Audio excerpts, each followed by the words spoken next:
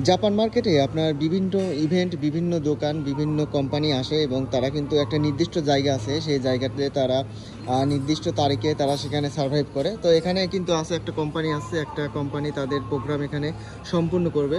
তো এরকম বিভিন্ন কোম্পানি আছে, বিভিন্ন সিম কোম্পানি আসে যারা কিন্তু এই জায়গাটা আপনার এখান থেকে বুকিং নেয়। এবং এই বুকিং নেওয়ার পর আপনি কিভাবে জানবেন যে কী বারে কোন কোম্পানি এখানে আসবে? তো সেই বুকিং তথ্য জানতে হলে আপনার যে আপনার মার্কেটের মাঝখানে কিন্তু এরকম করে বিভিন্ন জায়গায় ডিসপ্লে থাকে। তো এই ডিসপ্লেতে আপনার এই যে কোম্পানি আসবে, কোন কোম্পানি কবে আসবে এবং কি, এবং এই সাইডে যে দোকানগুলো আছে, বিভিন্ন দোকান সব, এই দোকানগুলো আর আপনার অ্যাডভার্টাইজও কিন্তু এখানে দেওয়া হয়, আপনার একটা প্রচারণা চালানো হয় এখানে কয় তারিখে কোন কোম্পানি আসবে এবং এখানে কি কি এই কোম্পানিতে এই মার্কেটে কি কি সুবিধা আছে প্রত্যেকটা বিষয় কিন্তু এখানে উল্লেখ করা থাকে।